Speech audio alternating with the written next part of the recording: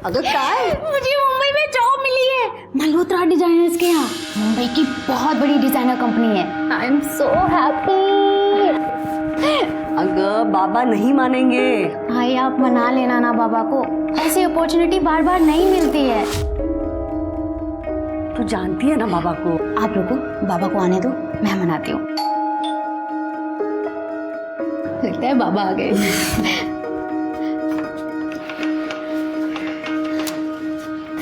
हाँ हाँ, आज भेज देंगे आज।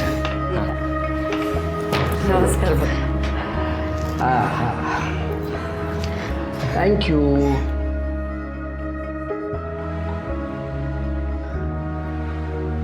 बाबा मुझे मुंबई में जॉब मिली है, हफ्ते भर में निकलना होगा।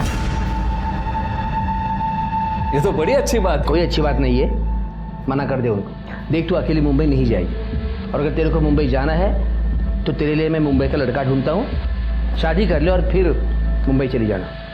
पर बाबा कैसी बात कर रहा है मनोज, बच्ची जिंदगी में आगे बढ़ रही है और तू उसके पैरों में शादी की बेड़ियां बांध रहा है। परेश तुला माहिती नहीं है। भाऊजी ये नहीं समझेंगे, खानदान परंपरा यही नजर आता है इनको। हाँ नजर आता है, इसलिए तो मुझे अपनी मर्यादा पता है, और हर एक को अपनी मर्यादा का पता होना जरूरी है।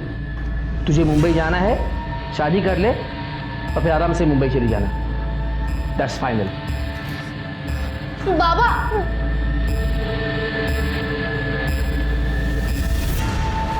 तुम्हें कल ही मेरे बाबा से शादी की बात करने के लिए आना होगा। कल? इतना जल्दी? वक्त नहीं है हमारे पास। बाबा मेरी शादी कहीं और तय कर दें, इससे बेहतर है तुम ही आ जाओ शादी की बात करने। अरे वैष्णवी मुझे कोई प्रॉब्लम है ही नहीं, बस सिर्फ दादा को मनाना पड़ेगा। तुम मेरे लिए इतना नहीं कर सकते? ये भी कोई पूछने की बात है? तुम्हारे लिए तो अपनी जान भी हाजिर है।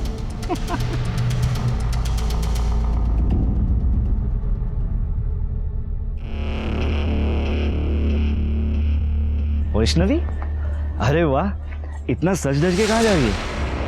कहीं जा नहीं रही हूँ, ऋषि आ रहा है अपने भाई के साथ घर पे शादी की बात करने के लिए, उसी का वेट कर रही हूँ।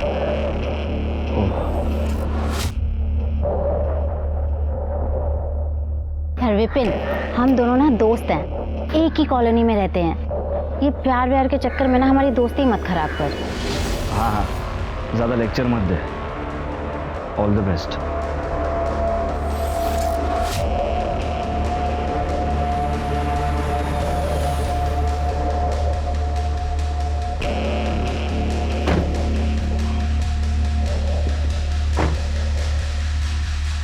हाय, लेट तो नहीं हुआ मैं? नहीं नहीं नहीं, चलिए अंदर चलिए।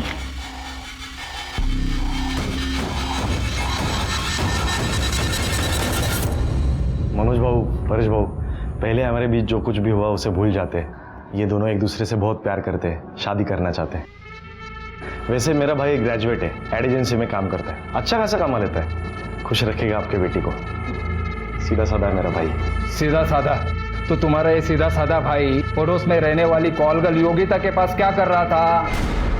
परेश क्या बोल रहे तू? यो क्या बोल रहे हो काका? दिखाता हूँ।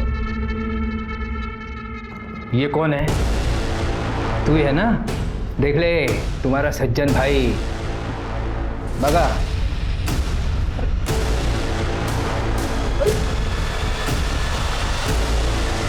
परेश, ये फोटो तुम्हारे पास कैसे आई? अरे योगा योग साला, 4 महीने पहले तुम सब लोग शिरडी गए थे। उस वक्त सावंतवाड़ी में मेरी मीटिंग तय हुई थी, तो मैं तुम्हारी बाइक लेने के लिए यहाँ आया था, तब इसको देखा था मैंने। फिर जब कल इन दोनों को साथ में देखा ना मैंने, तब इसको मैं पहचान लिया। आज सुबह उस योगिता के पास मैं गया था, उसी ने ये फोटो मुझे दी है। सुन, एक लड़का है ऋषि कोलवनकर, क्या तू जानती है उसे?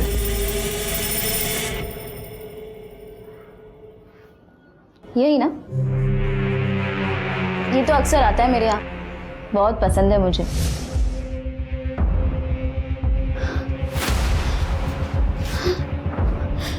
वैष्णवी, वैष्णवी मेरी बात सुनो। जा, अरे निकाल। वैष्णवी, तू निकलेगा या फिर मैं निकालूं यहाँ से तुझे? वैष्णवी, वैष्णवी शांत हो जाओ। देखो गुस्से से बात बिगड़ जाएगी। बात आगे बढ़ानी नहीं है बाबा। सुना ना तूने, अब कुछ बचा नहीं है। ए अक्षय इधर आ, बड़ा गुनगान गा रहा था ना इसका। तो सुन, रिश्तेदारी बराबर वालों में होती है, भिखारियों के साथ नहीं। बहुत ज्यादा बोल रहा है तू। जान से मार दूंगा मैं तुझे, याद रख। मुझे जान से मारेगा। अरे रुक जाओ। अरे दादा, शांत हो। दादा सॉरी, ये सब मेरी वजह से।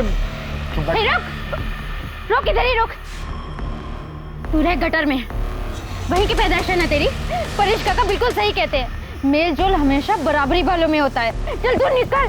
तेरी तो नहीं बात छोड़ूंगा नहीं इसे। चुपचाप दादा बैठ, गाड़ी में बैठ।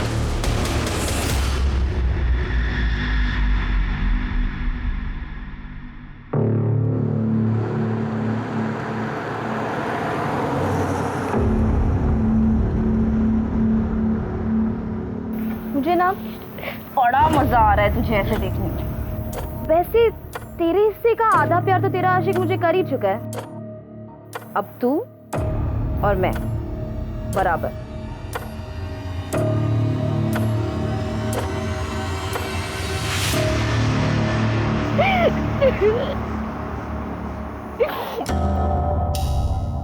I'm so sorry काका, मेरी वजह से आपको इतना सुनना पड़ा। अरे कुछ नहीं, उसकी बातों को तू दिल पे मत ले, वो कुछ नहीं करने वाला।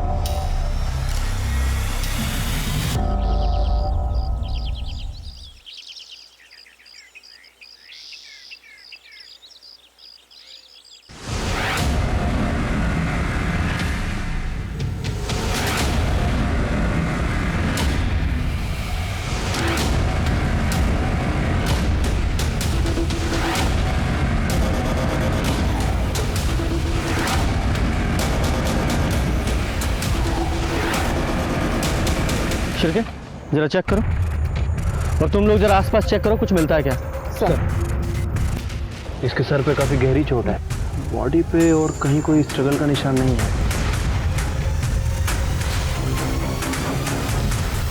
मोबाइल,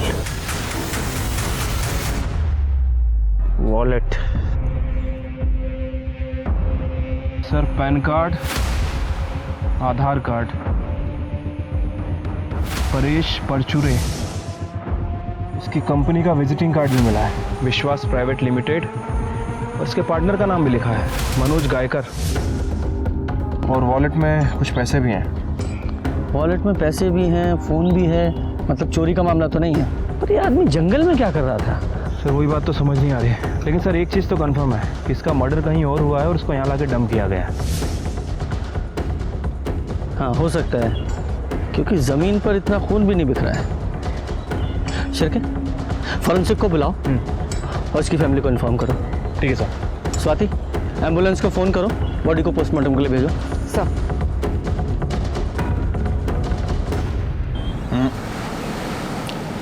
वक्त बहुत कम बचा है आपके पास मनोज जी। देखिए फिर क्या है ना, ये केस अगर मेरे हाथ से निकलकर मेरे सीनियर के पास चला गया ना, तो फिर मैं भी कुछ कर नहीं पाऊंगा। कुलकर्णी सर, मैं कोशिश कर रहा हूँ। तो थोड़ी सी कोशिश आपकी बेटी वैष्णवी को भी करने दीजिए। क्या है, धंधे में एक दूसरे की मदद करना ही तरक्की का तरीका होता है। और आपकी बेटी वैष्णवी तो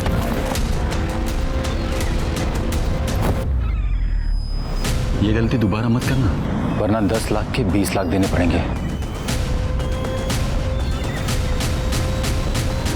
क्या परेश का खून हो गया? अरे देवा, कैसे? परेश जी को आप कैसे जानते थे? अरे सर, वो मेरे भाई जैसा था। एक्चुअली हम दोनों की एक छोटी सी कंपनी है। हमारे एरिया के काफ़ी सारे लोग दुबई में रहते हैं। वो वहाँ से पैसे भेजते हैं और हम उन पैसों को इंडियन करेंसी में कन्वर्ट करके उनके घर वालों को देते हैं 2% कमीशन काट कर। हमने सुना है कि आप दोनों पार्टनर्स के बीच में कुछ अनबन चल रही। हाँ, छोटे मोटे प्रॉब्लम्स तो होते ही रहते हैं ना पार्टनर्स के बीच में, और उसकी वजह थी सर। एक्चुअली परेश को सट्टा खेलने की आदत थी और इसकी वजह से अकाउंट से काफ़ी सारे पैसे उसने निकाले थे। बस उसकी वजह से बहुत नुकसान सहना पड़ता था। तो इस वजह से तुमने अपने पार्टनर की जान ले ली? सर मैंने परेश को नहीं मारा, आप विश्वास कीजिए सर। एक मिनट। हाँ पूजा बेटा, वैष्णवी को जल्दी घर भेज देना। हाँ। क्या? लेकिन उसने तो कहा था वो तेरे घर जा रही है।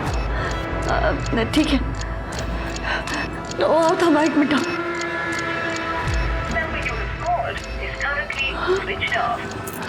काय झालं सांगशील का? आओ, वैष्णवी पूजा के घर में नहीं गई। तू वैष्णवी को फोन लगाओ ना। ओ लाओ ना फोन, उसका फोन स्विच ऑफ आ रहा है। क्या हुआ? ये वैष्णवी कौन है? साहब वो हमारी बेटी है हमारी। क्या हुआ है, डिटेल में बताइए। वो कल ना साले एलियन माँ, बोल तो। मैं पूजा के घर जा रही हूँ। हम दोनों को एक ही असाइनमेंट मिला है, उसे पूरा करने। अच्छा, वो रात को लेट हो जाएगा तो मैं वहीं रुक जाऊंगी और सुबह 11 बजे तक वापस आ जाऊंगी। बाबा से पूछ। बाबा जाऊँ? ठीक है, अपना स्कूटर लेके जाना। पर वो तो ख़राब पड़ा है। मैं रिक्शा से चली जाती हूँ, 50 मिनट की दूरी पर ही है उसका घर, मानिक नगर में। ठीक है, संभाल के जाना पर। ठीक है। होगा। सर अब पूजा कह रही है कि वैष्णवी उसके घर पर गई नहीं।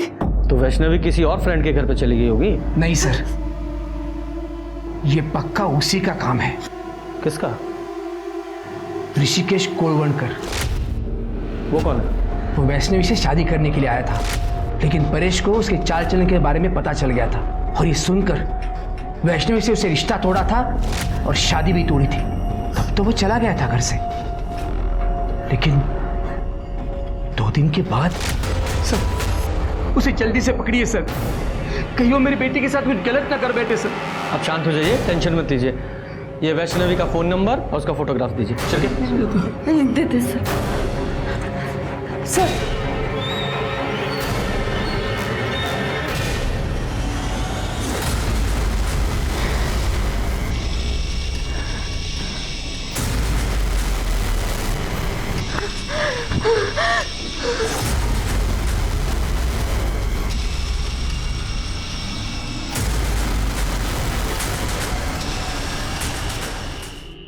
शिरके, इनकी कंपनी के अकाउंट्स, सारे बिजनेस रिकॉर्ड, सारे फोन्स, उनकी लोकेशन सब चेक करो।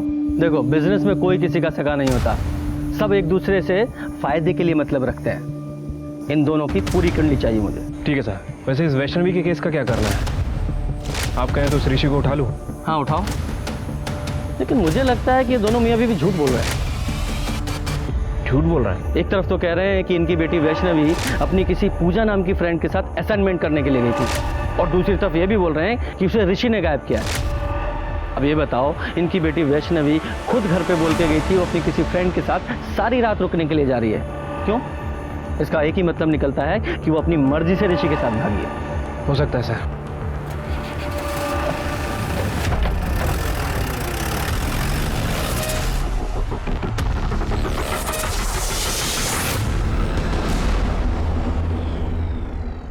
सर, परेश की पोस्टमार्टम रिपोर्ट के हिसाब से उसकी मौत 10 तारीख को करीब 3 से 4 बजे के बीच हुई। उसका सर दीवार पर पटक कर उसे मारा गया। सर, उसके सर पे सीमेंट और रेत के ट्रेसेस मिले हैं। इसका मतलब ये कंफर्म है कि परेश को कहीं और मारा गया और बाद में उसकी बॉडी को जंगल में ले जाकर डंप कर दिया गया। Yes sir. सर, जैसे आपने कहा था, मैं ऋषि के घर गई थी। वहाँ मेरी बात उसके बड़े भाई अक्षय कोलवनकर से हुई। ऋषि तक गोवा गया है? क्यों? उसका वो एड एजेंसी का मीटिंग होता है, अक्सर जाया करता है।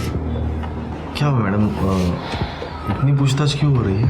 वैष्णवी अपने घर नहीं गई है 2 दिन से। वैसे मेरे भाई का उसके साथ कोई बातचीत नहीं होती है, हमारा कोई वास्ता नहीं है भाई से। ऋषि का नंबर दो। हाँ, 9821। सर, मैंने उसे कॉल किया था, लेकिन उसका फोन स्विच ऑफ है। शायद आपका शक सही है, ऋषि और वैष्णवी साथ में भागे हैं। इस ऋषि का फोन सर्विलेंस पे डालो। अगर ये गोवा कंपनी के काम से गया होता तो उसका फोन स्विच ऑफ क्यों होता? उसकी कंपनी में जाकर जरा पता करो। सर, परेश के कॉल रिकॉर्ड। सर, इसका फोन नाना साहब चौक के पास ही आके बंद हुआ था और यहाँ से 5 किलोमीटर दूर जंगल में इसकी बॉडी मिली थी। शिरके, एक काम करो, नाना साहब चौक का जो सीसीटीवी है उसकी फुटेज चेक करो 10 तारीख को 1 बजे से 4 बजे के बीच की। देखो सीसीटीवी फुटेज में परेश के साथ कोई और दिखाई देता है क्या? ठीक है सर एक और बात, ये परेश और मनोज की विश्वास प्राइवेट लिमिटेड के बैंक स्टेटमेंट। सर कमाल की बात है कि इस कंपनी में 4 महीने से कोई भी ट्रांजेक्शन नहीं हुआ, और जब मैंने इस कंपनी के रेगुलर कस्टमर से बात की तो उन्होंने भी इस कंपनी के बारे में कुछ अजीब बात नहीं कही। लेकिन जब मैंने रिकॉर्ड चेक किए तो सर पता चला कि मनोज और परेश के खिलाफ आदर्श नगर पुलिस स्टेशन में फ्रॉड का केस फाइल हुआ था। किसने फाइल किया था? सर अक्षय ने, ऋषि का बड़ा भाई। और सर ये अक्षय एक 3 स्टार होटल में एडमिन में काम करता है।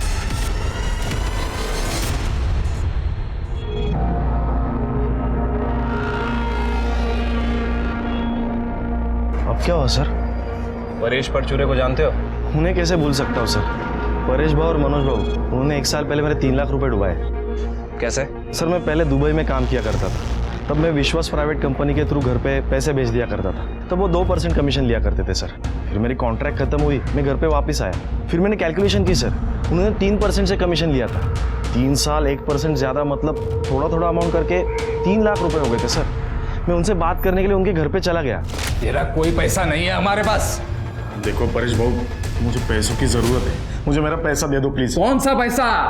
तेरी जॉब जाने का फ्रस्ट्रेशन यहाँ आके मत निकाल। चल चल निकल यहाँ से। परेश भाऊ देखो, हाथ में रहो आप, गुस्सा मुझे भी आता है। क्या कर लेगा तू? अरे क्या कर लेगा? गली का कुत्ता है, कुत्ता। पैर मत कर रहे। चल निकल यहाँ से। चल परेश भाऊ, बात को चल। सर तब मैंने आदर्श नगर पुलिस स्टेशन में कंप्लेंट भी लिखवाई थी, लेकिन उसका आगे कुछ हुआ नहीं। ये मनोज और परेश ने तेरे पैसे डुबाए तो तूने परेश को रास्ते से हटा दिया? नहीं सर, वो तो 1 साल पहले की बात है। मेरी अच्छी खासी जॉब चल रही है सर यहाँ पे। एक बात बता, तुम लोगों में इतनी कहा सुनी हुई फिर भी तू वो मनोज की बेटी वैष्णवी का हाथ मांगने गया तेरे भाई के लिए? सर मैं जितनी नफरत उनसे करता हूँ ना, उससे कई ज़्यादा प्यार मेरे भाई से करता हूँ सर। उसकी खुशी के लिए मैंने मेरा मन बदल दिया सर, लेकिन उन लोगों का नहीं बदला। रिश्तेदारी बराबर वालों में होती है, भिखारियों के साथ नहीं। बहुत ज्यादा बोल रहा है तू, मैं जान से मार दूंगा। देखो मतलब तेरे भाई के बाद भी मर्डर करने का मोटिव है? सर नहीं सर, वो तो उसने उस दिन गुस्से में बोल दिया था, वो ऐसा नहीं कर सकता, वो तो बहुत सीधा साधा है। ये तेरा सीधा साधा भाई लड़की को लेके भागा है, मालूम है ना तुझे? नहीं सर, ऐसा नहीं हो सकता, वो गोवा गया, मैंने मैडम को बताया ना। गोवा गया तो फोन क्यों बंद है उसका? पता नहीं सर, शायद कोई नेटवर्क की प्रॉब्लम हो सकती है ना सर। उससे कोई कांटेक्ट होती है ना तो मैं खुद आपको कांटेक्ट करता हूँ, मैं सबसे पहले आपको बोलूँगा। भूलना मत, समझा?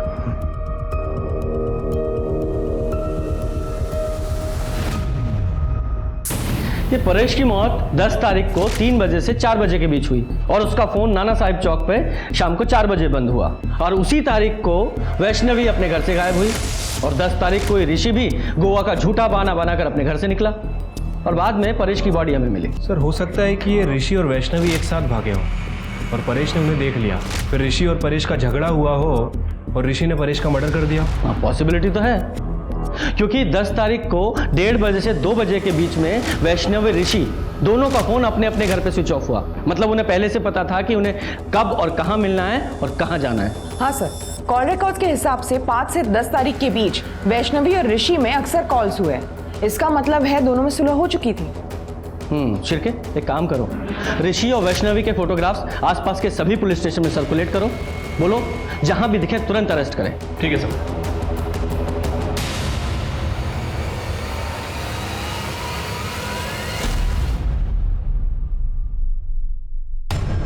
मुझे दे दीजिए ना।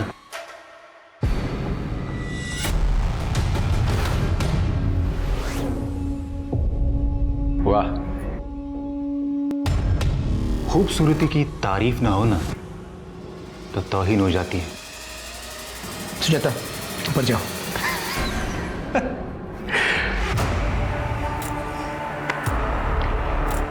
एक डील करते हैं ना मनोज जी, आपकी बेटी तो भाग गई, उसकी जगह पे आप अगर इन मोहतरमा को मेरे पास भेज दो। कुलकर्णी सर, वो बीवी है मेरी, ये कहने लो और चलते बनो। मुझे भी कैश चाहिए, 10 लाख, और वो भी 2 दिन में।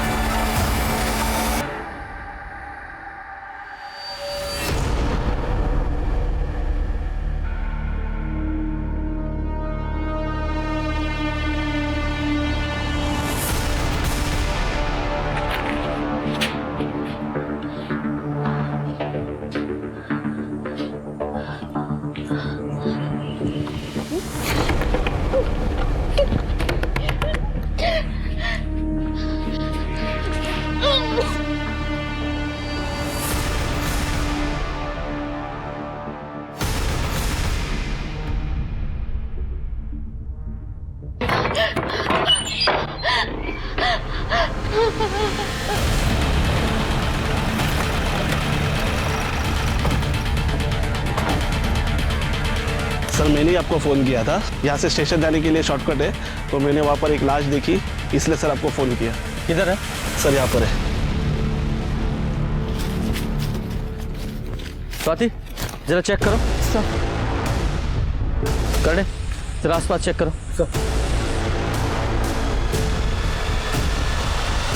सर ये तो वैष्णवी है। सर वैष्णवी को गला दबा के मारा गया है और सर चेहरे पे बहुत सारे वार हैं, शायद चेहरा बिगाड़ने के लिए। और सर हालत देख के लगता है इसके साथ सेक्सुअल असॉल्ट भी हुआ है, मेंटल और फिजिकल टॉर्चर दोनों हुआ है इसके साथ। इसकी फैमिली को इन्फॉर्म करो और फॉरेंसिक टीम को बुलाओ, बॉडी को पोस्टमार्टम के लिए भेजो।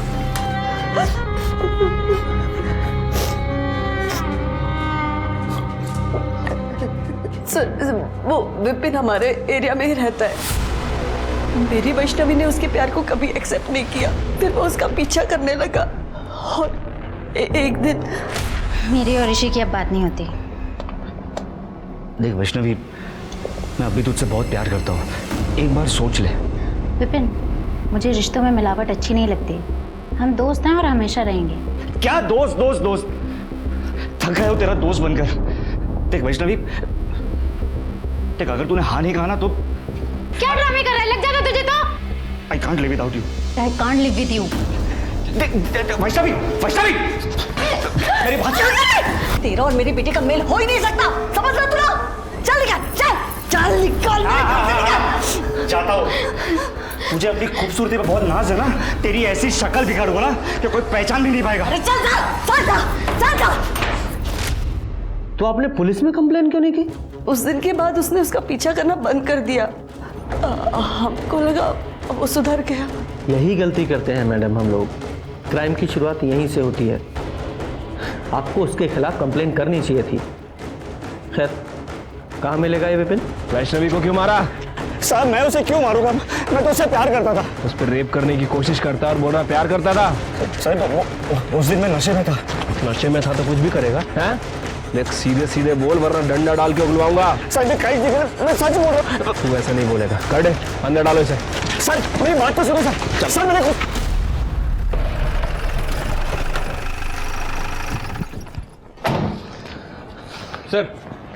सर हमने विपिन को उठा लिया है और सर ये वैष्णवी की पीएम रिपोर्ट। सर इसके हिसाब से उसकी मौत 14 तारीख को रात 2 बजे से 3 बजे के बीच में हुई है। गला घोटने की वजह से उसकी मौत हुई है सर। और सर रिपोर्ट में ये भी मेंशन है कि उसके साथ लगातार 4-5 दिन से सेक्सुअल एक्टिविटीज़ हो रही थी, लेकिन कहीं कोई सीमन सैंपल नहीं मिला है। एकदम जानवर है ये। जिसने भी वैष्णवी को मारा है उसके मन में वैष्णवी के खिलाफ बहुत गुस्सा भरा होगा। Sir Azad Nagar police station record के हिसाब से वैष्णवी और सुजाता ने योगिता नाम की कॉल गर्ल के खिलाफ कंप्लेन लिखवाई थी। क्या कंप्लेन लिखाई थी? सर रेसिडेंशियल एरिया में ये योगिता जिस्म फरोशी का बिजनेस करती थी। 2-3 बार पहले भी ये योगिता वुमेन ट्रैफिकिंग के लिए अरेस्ट हुई है। बुलाओ इस योगिता को। सर वो वैष्णवी और सुजाता ने मेरी झूठी कंप्लेन की थी। मैं कोई धंधा वंदा नहीं करती सर। अच्छा, बेवकूफ समझा है मैं। पुलिस बिना वजह किसी को अरेस्ट नहीं करती, समझी? हमें क्यों लेकर चल रहे? चल चल बैठ।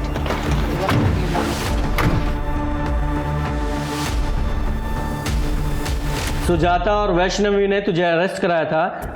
तूने बदला लेने के लिए उस वैष्णवी को बेच डाला, उसे किडनैप करवा दिया और जब वैष्णवी ने वहां से भागने की कोशिश की तो मरवा दिया उसे। सर वो धंधा मैं पहले करती थी, अब मैंने वो सब छोड़ दिया है और वैष्णवी को मैंने नहीं मारा है सर। जब तक ये केस सॉल्व नहीं हो जाता शहर छोड़कर नहीं जाएगी। ठीक है सर। जाओ। स्वाति नजर रखना इस पर। सर हमने इस मनोज पर नजर रखी थी। पता चला है कि मनोज ने अपना घर गिरवी रख के मार्केट से 10 लाख रुपए उठाए। ये मनोज जरूर कुछ ना कुछ हमसे छिपा रहा है। हाँ सर। सर लेकिन एक बात मैंने आपसे छुपाई है। कौन सी?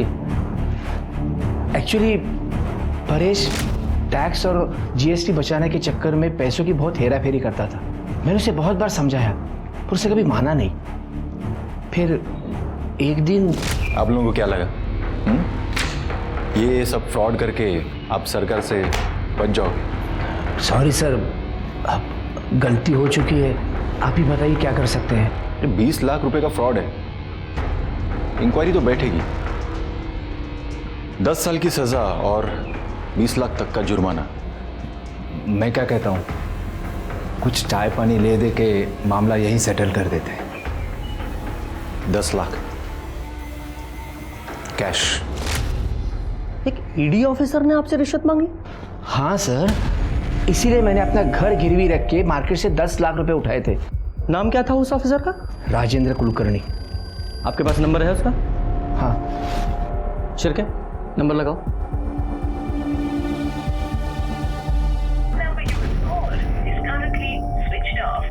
सर इसका फ़ोन बंद आ रहा है। आजकल ईडी में शार्दुल दलवी है ना, उन्हें फ़ोन लगाओ और इस राजेंद्र के बारे में पता करो। ठीक है सर। और मनोज जी, आपको पता है ना, रिश्वत देना और लेना दोनों अपराध हैं। मुझे पता है सर, लेकिन मैं बहुत डर गया था। बाबा, मैं मार्केट जाके आती हूँ। हाँ, संभालो जा।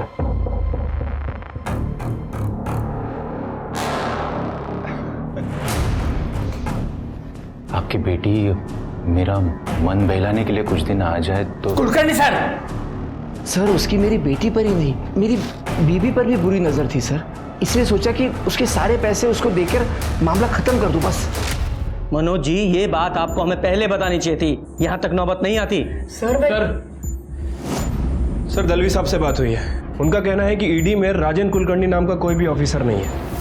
क्या? और सर विश्वास प्राइवेट लिमिटेड नाम से कभी भी कोई इंक्वायरी नहीं निकली। सच में? मतलब ये आदमी फेक ईडी ऑफिसर बनकर लोगों को ठग रहा है। शिरके, इस नंबर को ट्रैक करो। इस नंबर की सारी कॉल लोकेशन और कॉल रिकॉर्ड चाहिए मुझे। मनोज जी, आप इस सो कॉल्ड ईडी ऑफिसर को तो अच्छे से जानते ही हैं, चेहरा कई बार देखा आपने। हाँ सर। स्केच बनवाओ। सर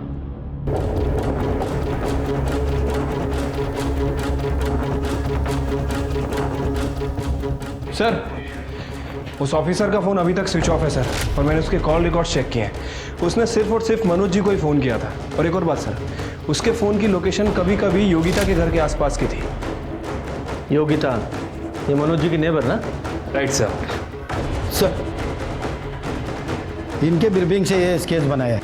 यही है वो राजेंद्र कुलकर्णी।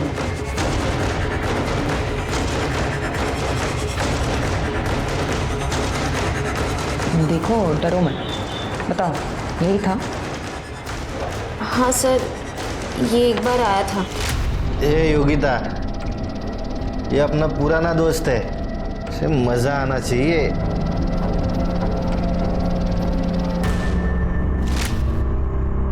इसने कुछ बताया अपने बारे में? नहीं सर, इसने तो कुछ नहीं बताया, पर इसके साथ जो आदमी आया था मैं उसे जानती हूँ। वो यही शिवा कॉम्प्लेक्स में रहता है। हमें सब पता है तेरे और उस नकली ईडी ऑफिसर के रैकेट के बारे में। अब सीधे सीधे बताएगा या तेरे हलक में से उगलवाऊं? चिरके, सब कुछ बताता हूँ साहब।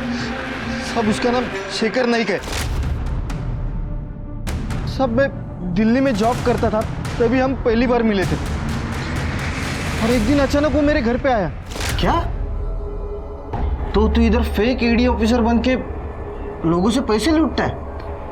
हाँ, और पता है तुझे, थोड़ा सा डरा दो ना तो लोग पैसा दे भी देते। दिल्ली की पुलिस है ना, कुत्ते की तरह ढूंढ रही मुझे, पर मैं हूं ना, उनके नाक के नीचे से भाग आया हूं। और फिर तुम दोनों ने यहाँ आकर ठगी करना शुरू कर दिया? नहीं सर, कसम से सर, मैंने ऐसा कुछ नहीं किया सर। सर बस मेरी इतनी गलती हो गई कि मैंने उसको अपने घर में रहने दिया। सर ना वो मेरे घर में रहता और ना ही वो ऋषि से मिलता। ऋषि कोलवनकर? हाँ सर। पता नहीं यार, उस योगिता ने मेरी फोटो उस परेश को क्यों दी? जी करता है उसे जान से मार दूं। तेरे को पता है, उस परेश और उस मनोज जी के कंपनी ने मेरे दादा के 3 लाख रुपए खाए। क्या? हाँ। कौन सी कंपनी रे? कैसे पैसे?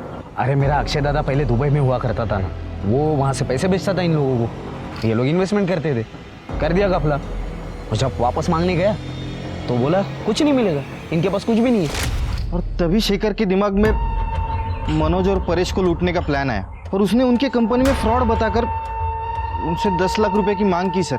कहाँ है तेरा वो शेखर? सर वो मुंबई गया हुआ है, कल लौटेगा। खड़े लेके जाओ इसे। हाँ साहब, सच में मैंने कुछ नहीं किया साहब, साहब कसम से। शिरके, अगर लोमड़ी का शिकार करना है तो उसे बोटी डालनी पड़ेगी। मनोज जी को फ़ोन लगाओ और उनसे कहो इस शेखर मतलब राजेंद्र का अगर उन्हें फ़ोन आए तो उससे कहें कि पैसे रेडी है। ठीक है सर। हाँ कुलकर्णी सर। पैसे का बंदोबस्त हो गया? हाँ बंदोबस्त हो गया है, आप आ जाइए पैसा लेने के लिए। मैं नहीं, पैसा तुम लेके आओगे कल शाम 4 बजे बीच रिसोर्ट।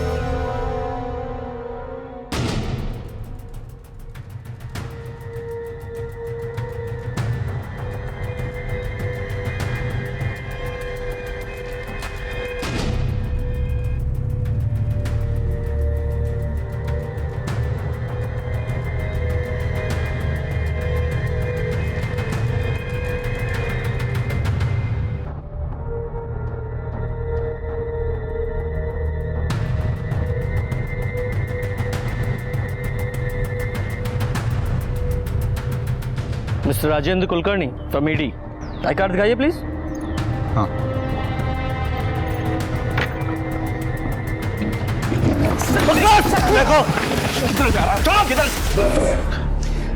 दिल्ली में तुझ पर फ्रॉड के कई केसेस हैं, लेकिन यहाँ पर तुझ पर फ्रॉड के साथ साथ मर्डर और रेप के चार्जेस भी लगेंगे।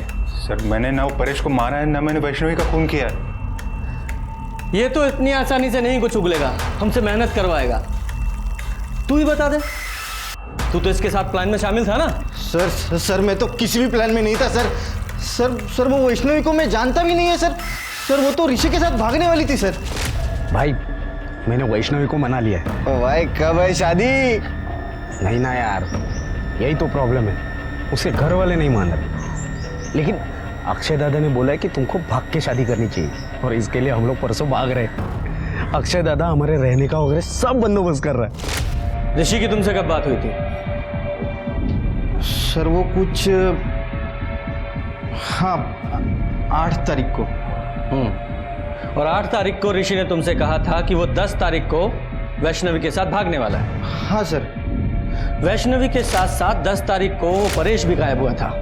शिरके, इस अक्षय ने हमसे झूठ बोला है कि ऋषि गोवा गया हुआ है। इस अक्षय पर नजर रखो, क्योंकि उसका झूठ सबूत के साथ उसके सामने रखेंगे।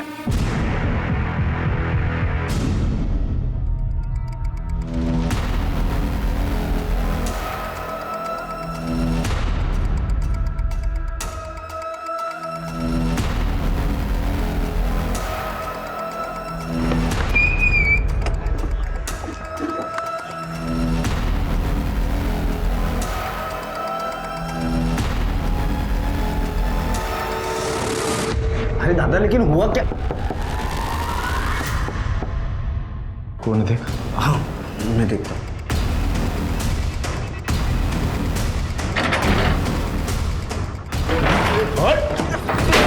अरे साहब पकड़ो। दादा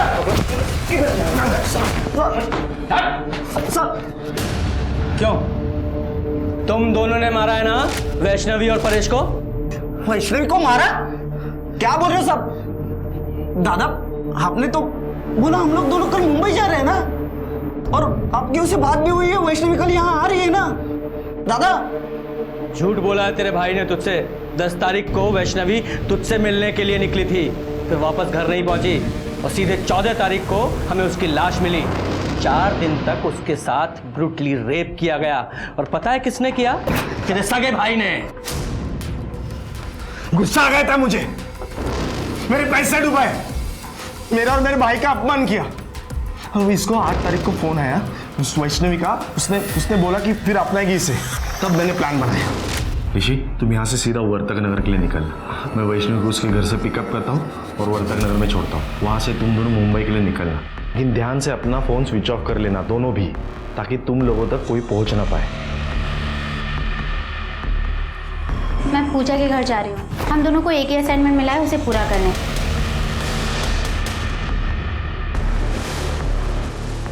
आजा। सुन, अब जब तक मैं ना बोलूँ यहाँ से बाहर नहीं निकलना, ठीक है? बैठे, मैं वैष्णवी को लेके आता हूँ, ठीक है?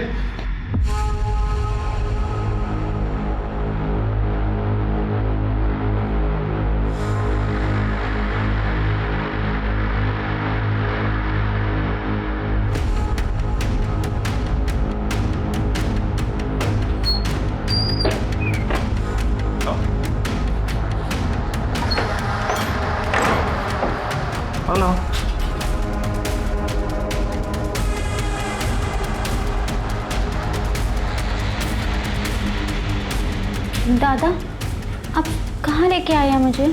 ऋषि कहाँ है? ऋषि ना नहीं आने वाला। तुम्हें सबक सिखाने के लिए मैं अकेले ही काफी हूँ। काका ये मुझे धोखे से लेके आया है। फिर तो अच्छा हुआ मैं तुम्हारे पीछे आ गया। क्यों रे, वो चर्बी चढ़ी है क्या तुझे? तेरे को देखना है मेरे में कितनी चर्बी है? ऋषि 10 तारीख को जब वैष्णवी तुझसे मिलने यहाँ नहीं पहुंची तो फिर तू यहाँ क्यों रुका रहा, गया क्यों नहीं यहाँ से? क्योंकि दादा ने मुझसे कहा कि वो जब घर से भाग रही थी तो उसे घर वालों ने पकड़ लिया और उसके घर वाले मुझे ढूंढ रहे थे। तो कुछ दिनों तो मुझे यही छुपे रहना पड़ेगा और वैष्णवी कुछ दिनों के बाद फिर से भागेगी, इसलिए मैं यहाँ रुका था सर। तेरे भाई ने झूठ बोला तुझसे। बता क्यों मारा तूने वैष्णवी को? गलती की सजा मिली उसको। दादा तुमने मुझे इतना बड़ा धोखा दिया, मैं तुम्हें कभी माफ नहीं करूंगा। तब मैं कोशिश करूंगा तुझे उम्र कैद नहीं सीधे फांसी होगी। लेके चलो इसे। अक्षय कुलवंकर को वैष्णवी रेप केस में आईपीसी की धारा 375 और साथ ही साथ वैष्णवी और परेश के मर्डर केस में धारा 302 के तहत फांसी की सजा सुनाई गई। क्रोध अक्सर हमें गलत निर्णय लेने पर मजबूर करता है। क्रोध से अहंकार पैदा होता है और अहंकार हिंसा को बढ़ावा देता है। इसलिए क्रोधित होने से पहले उससे होने वाले परिणामों के बारे में सोचना हमारी जिम्मेदारी है। अब मैं सोनाली कुलकर्णी आपसे विदा लेती हूँ। फिर मिलेंगे एक नए केस के साथ क्राइम पेट्रोल सतर्क जस्टिस रीलोडेड में। तब तक अपना और अपने परिवार का ख्याल रखिए।